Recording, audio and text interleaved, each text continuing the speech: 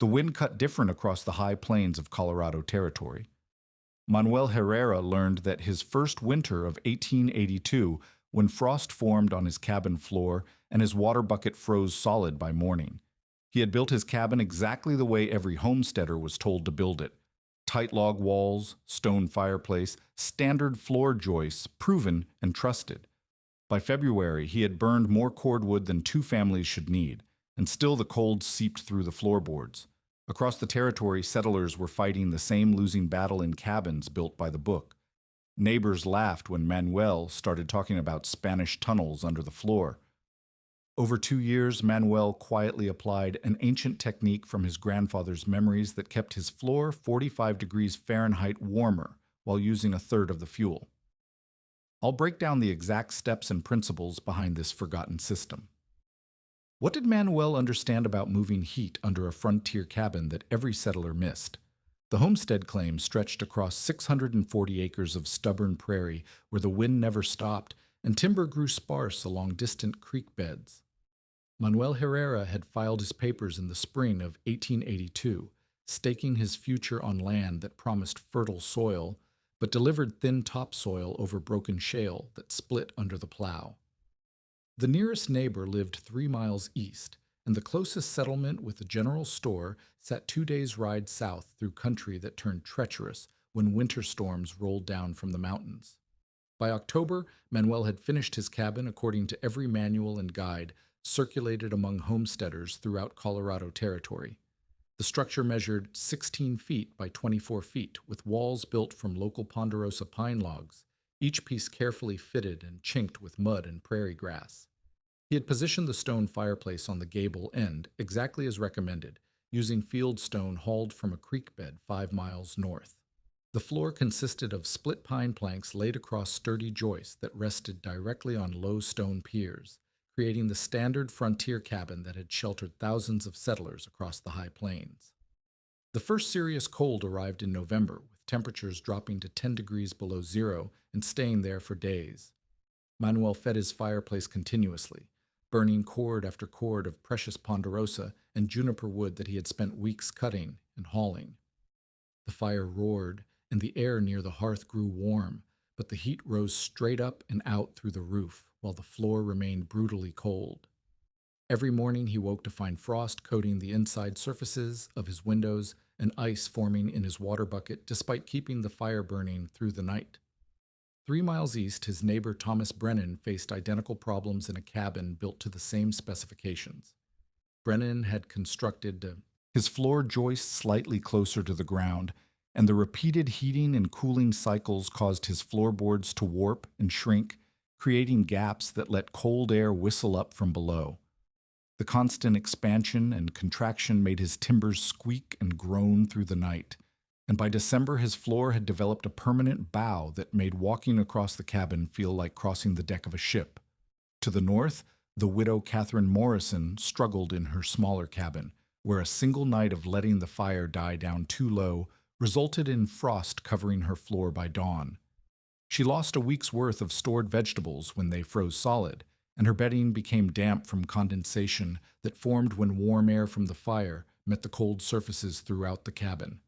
Morrison burned through her winter wood supply by January and spent the remainder of the cold months burning furniture and floorboards to stay alive. These failures followed the same pattern across the territory. Settlers built their cabins exactly as instructed, positioned their heating sources where the manuals suggested, and still found themselves burning enormous quantities of scarce fuel while enduring floors that remained as cold as the frozen ground outside.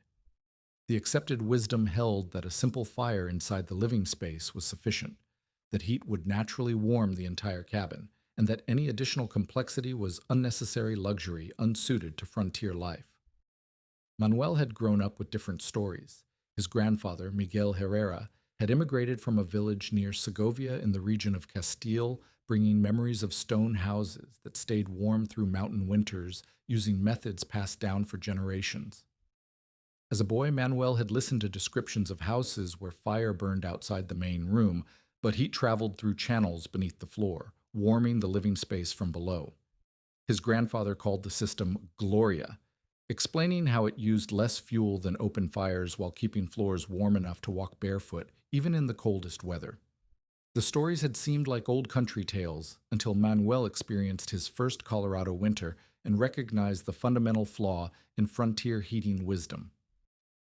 Standard cabin design treated heat as something that simply filled the air, ignoring the reality that warm air rises and escapes, while cold surfaces draw heat away from anyone trying to live above them. His grandfather's stories described a different approach that captured heat and delivered it where people actually needed it most. When Manuel mentioned the possibility of building heating channels beneath his floor, the reaction from neighbors and local authorities was swift and dismissive. Thomas Brennan declared the idea foreign nonsense and warned that digging beneath the cabin floor would weaken the foundation and risk collapse. The homestead inspector who visited in late winter examined Manuel's standard cabin, pronounced it properly built, and laughed at suggestions for Spanish tunnels that would complicate a simple, proven design. Even the merchant who sold supplies in the nearest settlement scoffed at the notion of external fireplaces and underground channels, insisting that frontier life required simple solutions, not elaborate European contraptions that would waste time and materials. "A good stove inside your house is all any sensible man needs," he declared, dismissing centuries of heating wisdom as impractical fancy work. But Manuel had spent 3 years before homesteading as a maintenance laborer for the Denver and Rio Grande Railroad, learning to work with brick and stone in remote locations where structures had to endure harsh weather with minimal maintenance. He understood masonry construction and recognized that the heating system his grandfather described was not exotic decoration, but practical engineering designed for conditions similar to those he now faced on the Colorado plains. The central conflict had crystallized through his first brutal winter. The accepted frontier wisdom that simple interior fires provided adequate heating had proven inadequate for true comfort or efficiency in the harsh environment of the high plains. Manuel possessed knowledge of an alternative approach that promised to solve the fundamental problems that plagued every cabin in the territory, but implementing that knowledge would require him to reject the established methods that every authority insisted were sufficient and proper for frontier life. Manuel began construction in late March of 1883 when the ground thawed enough to dig and the spring runoff filled the creek beds with the fieldstone he would need. The Gloria System required completely rethinking the relationship between fire, structure, and living space. Instead of heat rising uselessly into the air, the system would capture hot gases from combustion and force them to travel horizontally beneath the floor, transferring their thermal energy to masonry mass that would then radiate warmth upward into the cabin for hours after the fire died down. The first challenge involved raising his existing floor to create the void space necessary for the heating channel. Manuel carefully removed his floorboards and extended each floor joist upward by adding 6 inches of height using mortise and tenon joints reinforced with hand-forged iron brackets. This elevation served multiple purposes beyond simply making room for the ductwork. The higher floor created an insulating air gap between the living space and the cold ground, while the additional height allowed proper slope for the heating channel to ensure hot gases would flow efficiently from firebox to chimney.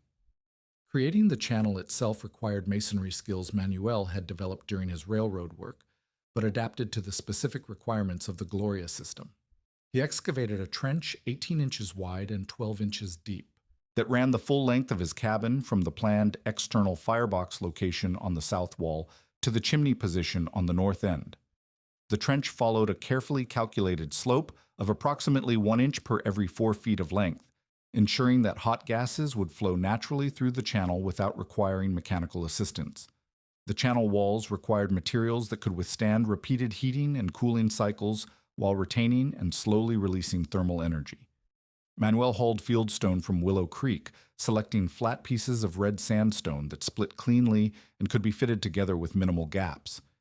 He mixed mortar using clay from the creek bed combined with lime he purchased from a kiln operator 30 miles south, creating a binding agent that would flex slightly with temperature changes, rather than cracking like pure clay or lime mortar. The actual construction of the channel walls demanded precision that went beyond typical frontier masonry work. Each stone had to be positioned to create smooth interior surfaces that would allow hot gases to flow without turbulence, while maximizing contact between the flowing heat and the masonry mass. Manuel built the walls 8 inches thick, using larger stones for the exterior faces and filling the centers with smaller pieces and mortar. The interior surface of each wall was carefully smoothed and sealed to prevent heat loss through cracks or gaps. Above the stone walls, Manuel constructed an arched roof for the heating channel using a technique he remembered from railroad bridge work. He built a temporary wooden form, then laid thin flat stones in an arch pattern, each piece supported by its neighbors and locked in place with mortar joints. This arch design distributed the weight of the floorboards and furniture above, while creating the maximum interior space for hot gas flow. The arch also provided structural strength that allowed the channel to support heavy loads without cracking or settling. The most critical element was the connection points where the heating channel met the firebox and chimney. At the firebox end, Manuel created a throat opening 8 inches wide and 6 inches high, sized to create sufficient draft while preventing the rapid escape of heat that would waste fuel. The opening angled downward slightly to guide hot gases into the horizontal channel and prevent backdraft during windy conditions. At the chimney end, the channel connected to a vertical flue that Manuel built using the same red sandstone, but with a different internal configuration. The chimney incorporated a series of baffles, horizontal stone shelves that forced the cooling gases to change direction multiple times before escaping. These baffles extracted additional heat from the exhaust gases, transferring it to the chimney mass, which then radiated warmth into the cabin long after the fire ended. Support for the raised floor came from a series of masonry piers that Manuel positioned to distribute weight while accommodating the heating channel below. Each pier consisted of stacked field stone rising from below ground level to the height of the new floor joists. The piers nearest the heating channel incorporated special features: hollowed centers that connected to smaller secondary channels branching off from the main duct. These subsidiary channels allowed some hot gases to circulate around the pier bases, warming additional masonry mass and extending the heated area beyond the main channel path. The system incorporated one innovation that Manuel developed specifically for frontier conditions. Rather than using the solid stone floor slabs common in Castilian Gloria installations, he designed a hybrid approach that combined the thermal mass benefits of masonry with the practical advantages of wooden floorboards. Directly above the heating channel, he laid a course of thin sandstone slabs that would absorb and slowly release heat. Above these stones, he installed his original wooden floorboards, creating a composite floor that provided thermal storage, while remaining suitable for frontier furniture and daily use. Testing began in October when night temperatures first dropped below freezing. Manuel built a small fire in the external firebox using dry pine from his woodpile and monitored the system's performance. Hot gases entered the channel smoothly and traveled the full 15-foot length before exiting through the chimney. The stone surfaces grew warm to the touch within 20 minutes, and heat began radiating upward through the floor slabs and wooden boards above. The thermal performance exceeded his expectations. Where his original cabin floor had remained within a few degrees of the outdoor temperature, the Gloria heated floor maintained surface temperatures 20 to 25 degrees Fahrenheit warmer than the outside air. More importantly, this warmth persisted for hours after the fire died down, as the heated masonry mass slowly released its stored thermal energy into the living space above. Fuel efficiency proved equally impressive. Manuel found that burning 1.5 cords of wood per month through the Gloria system provided more consistent warmth than the 3 to 4 cords he had previously burned in his standard fireplace.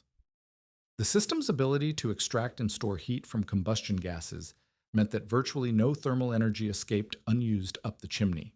The external firebox represented a radical departure from every heating method used across the Colorado Territory.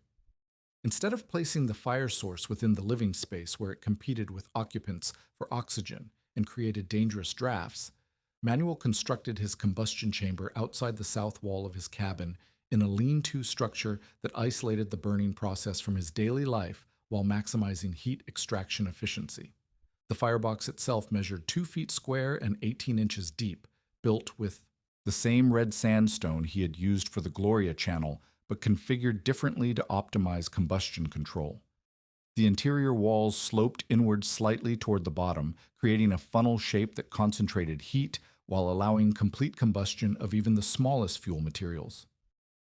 At the base, Manuel installed a grated floor made from railroad iron bars spaced 1 inch apart, elevating the fuel bed above a shallow ash pit that provided airflow from below while collecting debris.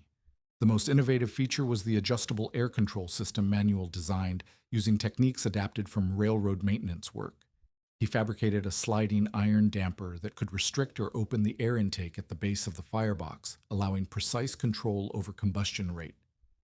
Above the fire, a hinged iron cover could partially close the top opening, creating a controlled environment where fuel burned slowly and completely rather than flaring up and wasting heat through rapid combustion. This external placement solved multiple problems that plagued frontier heating. No smoke entered the living space, eliminating the constant battle against backdrafts during windy weather. The firebox could accommodate fuel materials that would create excessive smoke or debris if burned indoors, expanding the range of available fuel sources beyond the precious cordwood that settlers struggled to obtain in sufficient quantities. Manuel discovered that the controlled combustion environment of his external firebox could effectively burn materials that other settlers discarded as worthless. Pine needles, collected in great quantities from the scattered ponderosa groves, burned intensely when properly managed but produced heavy resin smoke that made them unsuitable for indoor fires. In the external firebox, the smoke contributed to heat production while being safely vented away from the living area through the Gloria channel and chimney system. Dry brushwood presented another abundant fuel source, ignored by conventional heating wisdom. The territory's sparse vegetation produced vast quantities of dead branches, tumbleweeds, and scrub oak that accumulated in ravines and fence lines. These materials burned rapidly in open fires, creating brief, intense heat followed by quick burnout that wasted most of their energy potential. In Manuel's controlled system, the same brushwood could be made to burn slowly and steadily, releasing its heat over hours rather than minutes. Pine cones represented perhaps the most overlooked fuel resource on the high plains. The scattered ponderosa and lodgepole pines dropped enormous quantities of cones each fall, creating piles of resin-rich organic matter that settlers typically raked aside or burned in waste fires.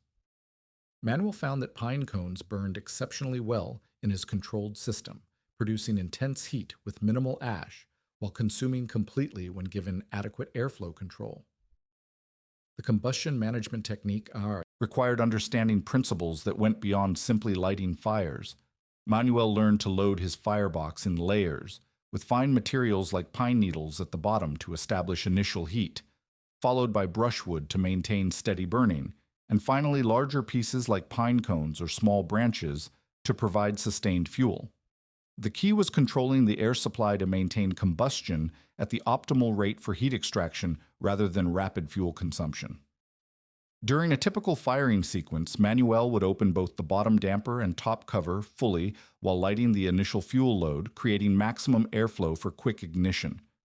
Once the fire established itself and the heating channel began warming, he would partially close the top cover and reduce the bottom air supply, slowing the burn rate while maintaining sufficient heat production to keep gases flowing through the Gloria system. The timing of this combustion control proved critical to system efficiency. Too much air produced rapid burning that sent most heat up the chimney before the masonry could absorb it. Too little air caused incomplete combustion and excessive smoke that could clog the heating channel. Manuel developed a technique of monitoring the temperature of the stones around the channel entrance, adjusting airflow to maintain steady heat without overheating the masonry or wasting fuel through excessive draft. One crucial discovery emerged during his first winter of operation.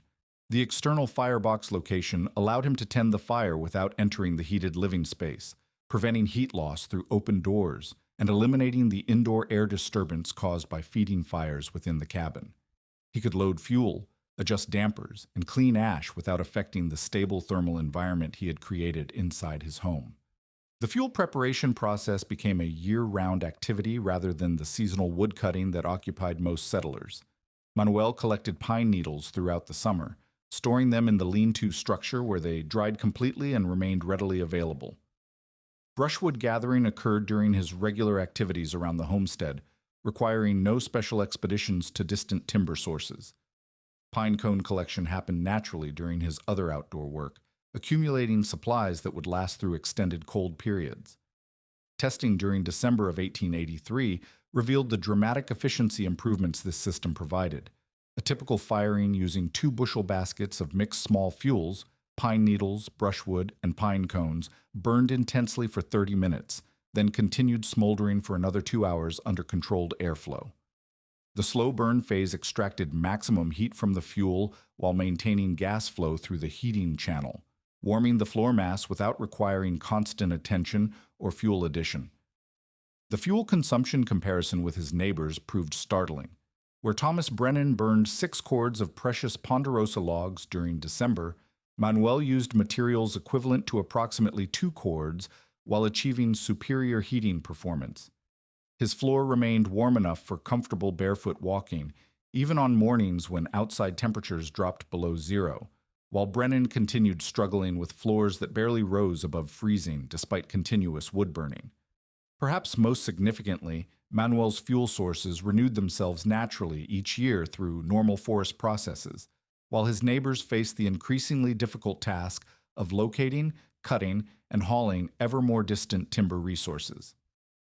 The controlled combustion system had transformed waste materials into reliable heating fuel, creating a sustainable energy source perfectly suited to the resource constraints of frontier life.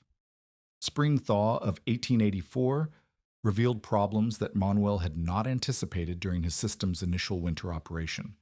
As snowmelt saturated the ground around his cabin and temperatures fluctuated daily between freezing and 40 degrees Fahrenheit, moisture began accumulating in the void space beneath his raised floor.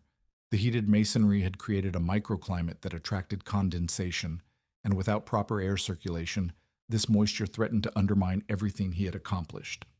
The first sign of trouble appeared as a musty odor rising through his floorboards in early April.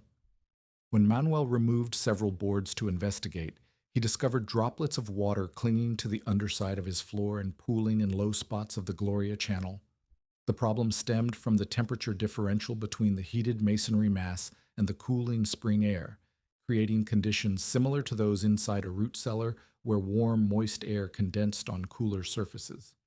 More concerning was the discovery that his carefully mortared channel joints had developed hairline cracks where repeated heating and cooling cycles had caused thermal expansion and contraction. These tiny fissures allowed moisture to penetrate the masonry structure and created pathways for potentially dangerous gases to seep backward from the heating system into his living space during periods when the firebox was not operating. Manuel recognized that his Gloria system needed active ventilation to function safely year-round, not just during the heating season. The solution required understanding principles of air movement that went beyond simple combustion draft. He needed to create controlled airflow that would remove excess moisture during spring and summer while providing cooling circulation that could make his cabin comfortable during the brutal heat of Colorado's high plains summers. The ventilation system he designed incorporated elements from both Roman Hypocaust technology and practical frontier construction. Manuel installed 2 vertical clay tile flues that connected to the Gloria channel, at points approximately 5 feet from each end. These flues rose through the cabin walls and extended 18 inches above the roofline, creating natural draft that would continuously draw air through the underfloor space even when no fire was burning. Each ventilation flue measured 4 inches in internal diameter, sized to provide adequate airflow without creating excessive heat loss during winter operation. The clay tiles came from a pottery works in Denver, transported by railroad, and then hauled to his homestead by wagon. Manuel joined the tiles with the same clay-lime mortar he used for the Gloria channel, ensuring that the ventilation system would expand and contract with temperature changes without developing leaks. The key innovation was a seasonal damper system that allowed Manuel to control airflow through these ventilation flues depending on weather conditions. During winter heating season, he could partially close dampers in each flue to prevent excessive heat loss while maintaining enough airflow to remove any moisture that might accumulate. During summer months, he could open the dampers fully, and also open a larger vent at floor level, creating a cooling system that drew hot air out of his cabin and pulled cooler air up through the Gloria channel from beneath the floor.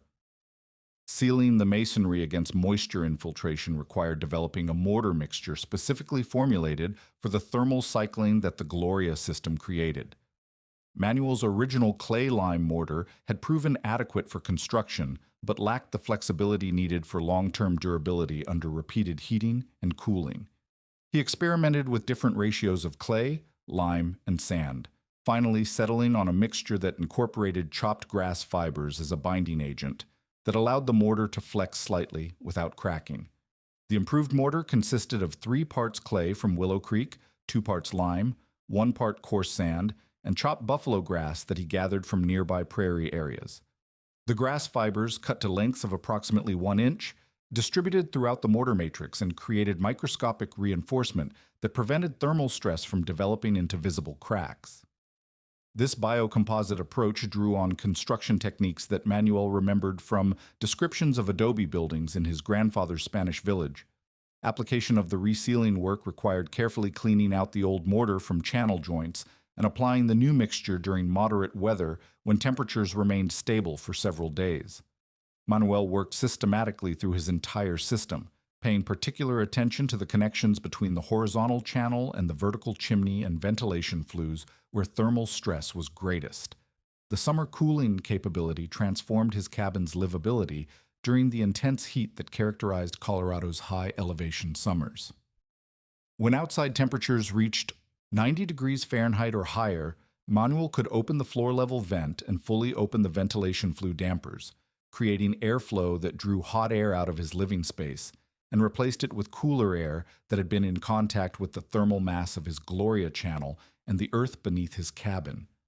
This natural cooling system worked on the same principles as the Spanish courtyards and thick-walled buildings that his grandfather had described from Castile, where thermal mass and controlled airflow created comfortable interior conditions without requiring any mechanical assistance.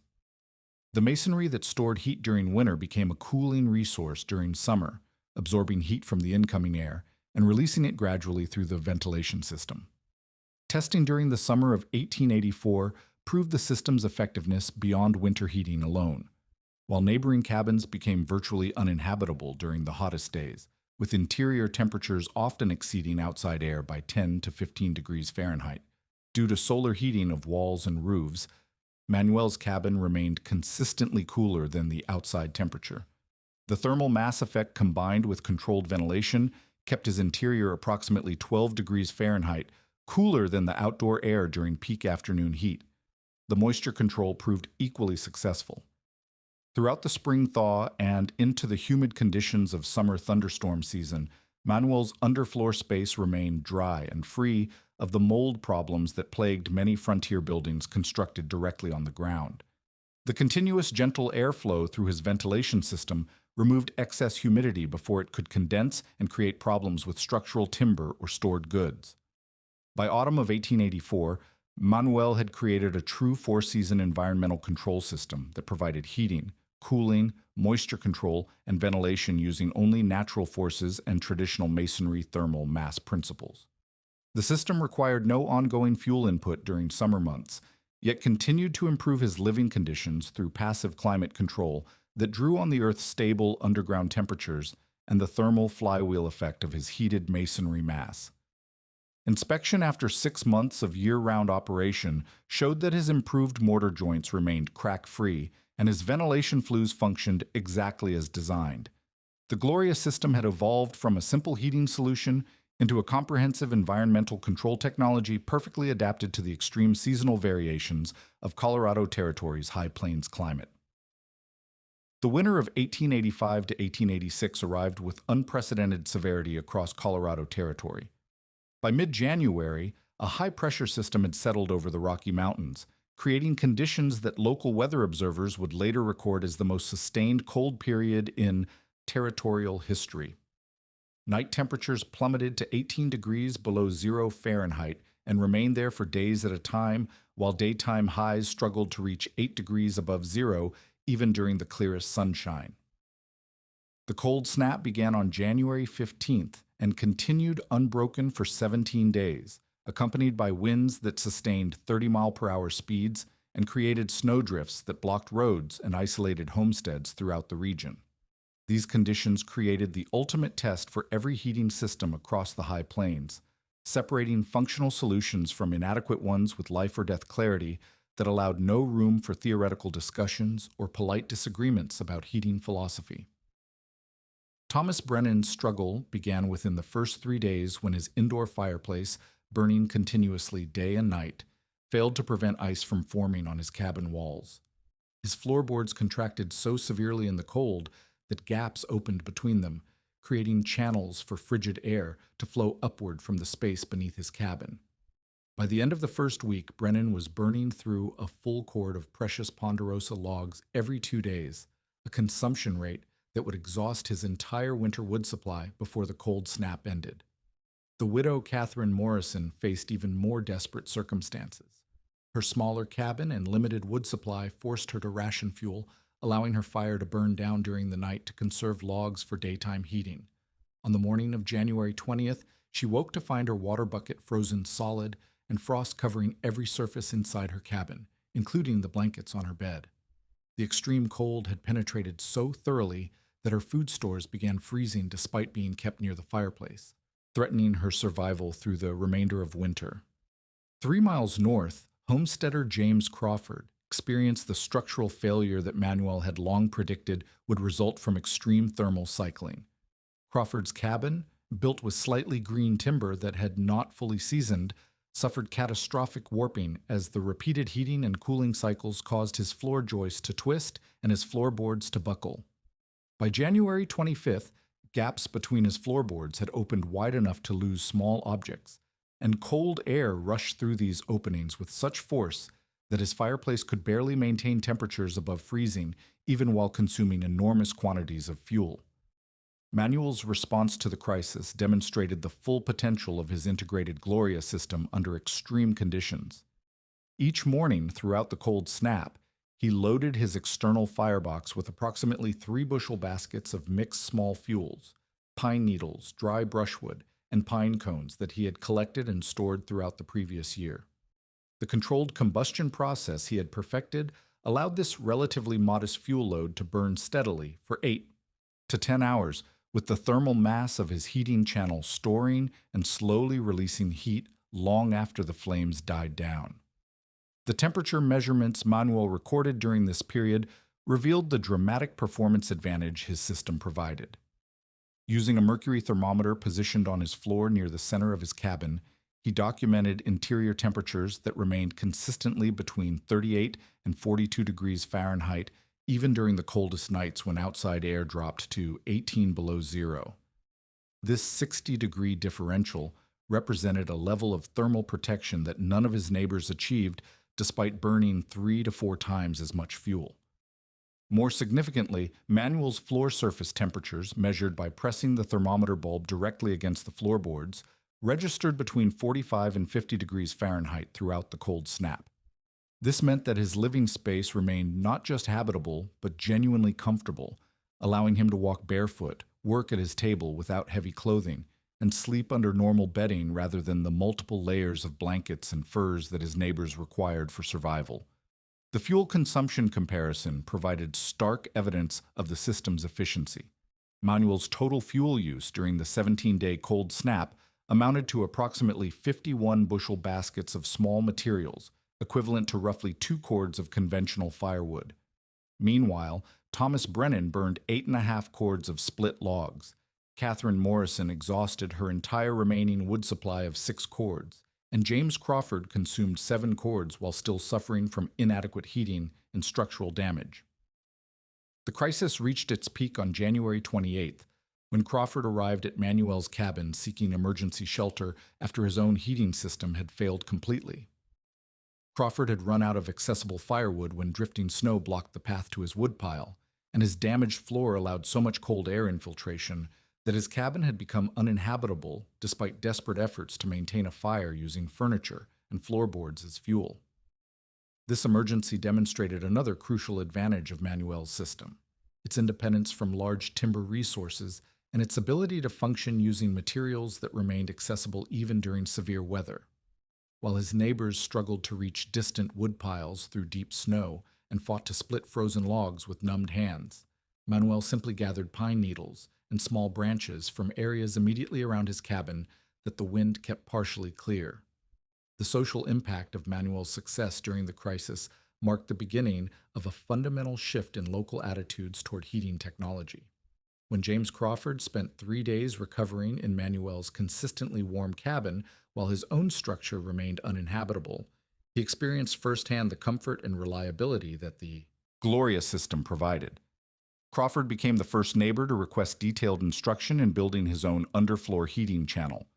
By early February, as the cold snap finally broke and normal winter temperatures returned, Thomas Brennan and Catherine Morrison also approached Manuel seeking guidance. Brennan had calculated that his fuel consumption during the crisis would leave him short of heating supplies for the remainder of winter unless he adopted a more efficient system. Morrison recognized that her survival during any future cold snaps depended on finding an alternative to her inadequate fireplace heating. The request for instruction marked a cultural turning point that extended beyond individual heating solutions.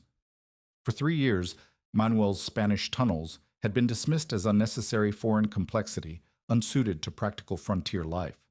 The extreme test of the 1885 to 1886 winter had provided undeniable proof that traditional European heating wisdom, properly adapted to local conditions and materials, offered superior performance to accepted American frontier methods. Word of Manuel's success spread throughout the region as neighbors shared stories of the dramatic differences in comfort, fuel consumption, and structural integrity they had witnessed during the crisis. Local carpenter William Hayes, who had initially mocked the Gloria system as impractical fancy work, arrived in March requesting partnership in building similar installations for other homesteaders who had heard about Manuel's performance during the cold snap. The documentation of these results, recorded in letters sent to relatives in settled regions and in reports to territorial authorities, created the first written record of successful Hypocaust-style heating adaptation to American frontier conditions. These accounts would later influence territorial building recommendations and contribute to the gradual acceptance of masonry heating systems throughout the Rocky Mountain region. By 1890, survey records from the Territorial Land Office documented at least 12 homestead cabins in the immediate region that incorporated underfloor masonry heating channels based on Manuel's original design. The system had evolved from an individual experiment into a recognized regional building technique that offered proven advantages for settlers facing the extreme climate conditions of Colorado's high-elevation plains.